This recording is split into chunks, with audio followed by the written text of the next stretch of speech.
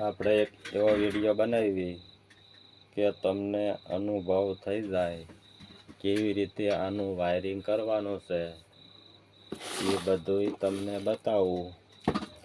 તમે જોવો એટલે તમને આવડી જાય છે. આપણે કોયલ લેવાની છે. એક વિડીયો બનાવ્યો છે પણ એમાં તમને યાદ બહુ રહે એવું નથી, એટલે ફરી વાર વિડીયો ફરીને બનાવું છું. આપણે ડાયપ છે એને સફેદ લીટા હોય એને આમ આગળ રાખવાના છે અને આને આવી રીતે ફિટ કરવાના છે. પાકા પાયે આપણે ફિટ કરી દેવી કે ફેરવણી કોઈ દી ન થાય, કોઈ દી હલી ન જાય, એવી રીતે બનાવી અને તમને હું બતાવું. તમે જોવો એટલે તમને આવડી જાય અને હાવ સિમ્પલ. કેમ કે તમે એવો વિડીયો જોવો એટલે તમને અનુભવ થઈ જાય. આપણે 2 ટુકડા વાયરના લેવાના છે.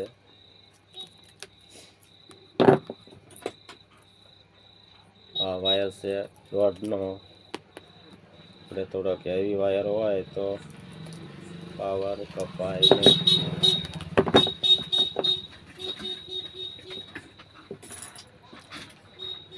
હવે આપણે થોડાક વાયર કાઢી લઈએ અને પછી આપણે અહીંયા હાથી લગાવી છે. ત્રણેયને હારે ભેગું કરીને લગાડી દેવી, પછી હાથી મારી દેવી એટલે હલે નહીં. અને પછી આપણે ધ્યાન કરી દેવી.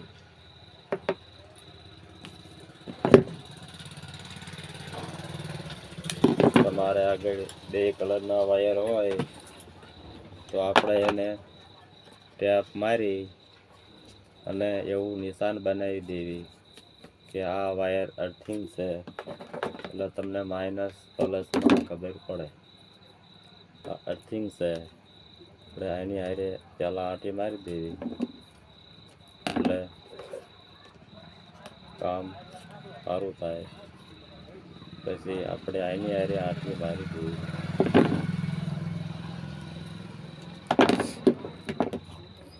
અને હવે આપણે ધ્યાન કરી દેવી એટલે કોઈ દિવસ હલે નહીં, આજીવન બની જાય.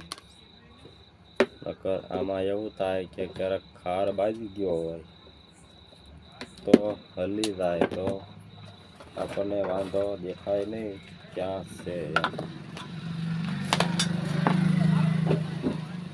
આપણે રેણિયું અગાઉ મેકી દીધું ગરમ થવા અને હવે રેણ મારી દેવી એટલે કોઈ દી પાર્કિંગ ન થાય, હલે નહીં, સોલ્ડિંગ સારું થાય.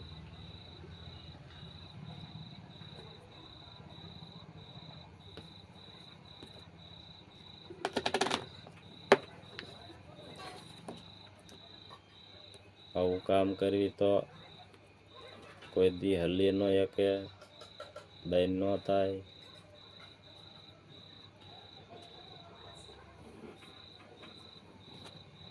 તમારે રેણ કરવું હોય તો આમાં મોટું રેણિયું દેવી તો કામ જલ્દી થાય.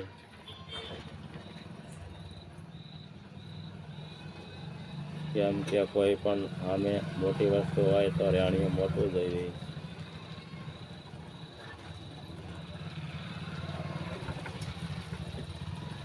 હવે કમ્પ્લીટ થઈ ગયું છે, એક બાકી છે હજી.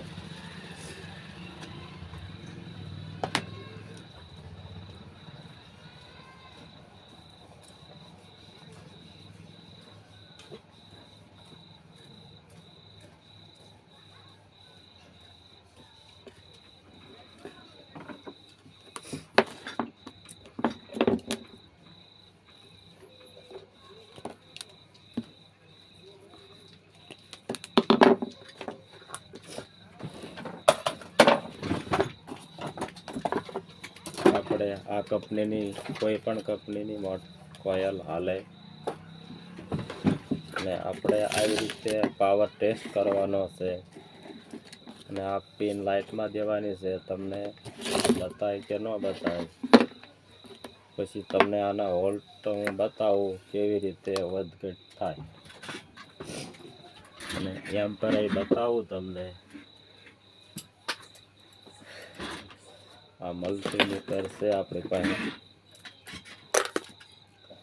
આપણે પહેલાં પિન દઈ દેવી અને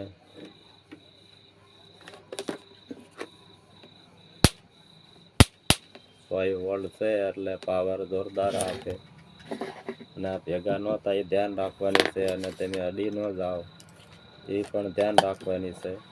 અને હવે મીટર તમને હું બતાવું, 200 ઉપર રાખી પાવર કેવી રીતે વધઘટ થાય અને કરવાનો હોય એ તમને સમજાવું.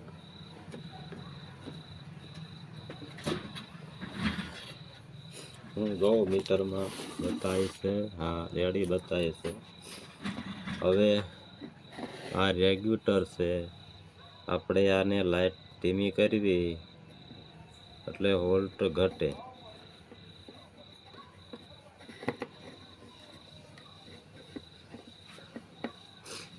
કેપેસિટર છે એટલે પાવર શોર્ટ થઈ ગયો છે. આપણે એક લેપ મેકવો પડશે તો પાવર કોઈ વધી. હવે તમને અનુભવ થાય એવું પાછું વિડીયો બતાવું છું. હવે તમને એમ કરે બતાવે છે 1 એમ્પિયર લે છે અને વોલ્ટ ઓછા બતાવે છે.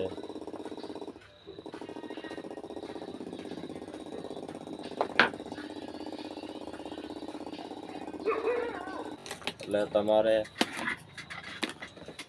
દોઢનો વાયર હોય, તમારે કોઈ વસ્તુ રાખવાની જરૂર નહીં, કેમ કે ડાયરેક્ટ લાઇટનો પાવર આપી દેવાનો છે. આપણે આની કોઈ જરૂર નહીં પડે. કાઢી નાખ્યું છે. 100 વોલ્ટની કોઇલ હોય એટલે આપણે 120-30 ફૂટ લગીને કામ આપે. તમારો ડાર કે કૂવો ગમે એટલો હોય પણ વાયર એટલો જ રાખવાનો, 150 ફૂટથી વધારે નહીં. એટલે આપણે તમારી પાસે આવું વાયર હોય ફ્લેક્સિબલ કોપર 1.5નો વાયર હોય તો તમારે આખું પીંડલું યુ જાય અને તમે સર્વિસ લો તો હાલે ખરા પણ એમાં પાવર કપાય. તમે એમ્પિયર જોઈ લીધું હોય છે, 1 એમ્પિયર લઈ એટલે વોલ્ટ દાદા કાઢે નહીં. એટલે તમારે આ કોઈ વસ્તુ પાવર કાપવાની મેકવાની નહીં, તમારે વસ્તુ કેટલી રાખવાની રહેશે.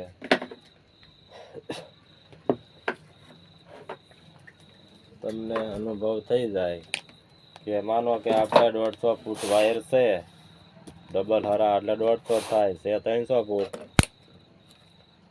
એટલે આપણે ડાયરેક્ટ પાવરના છેડા આવવા દેવાના છે કોઇલમાં. કોઇલમાંથી પછી આપણે અહીંયા કડે મોટર લાગી જાય 2 છેડા અર્થિંગ પાવર, એટલે આપણી મોટર કમ્પ્લીટ હાલે. 150 ફૂટનું સેક્શનનું આ સિસ્ટમ કહેવાય. તમારે આવી રીતે કેપેસિટર લગાવવાના રહેશે. આ નિશાન છે એ અર્થિંગ આવે અને આ પાવર છે એક બાજુ જાય. હવે તમને અનુભવ થઈ ગયો છે કે પાવર લેપ કરવી છે આપણે તો કેટલો ઘણો બધો બેસી જાય છે.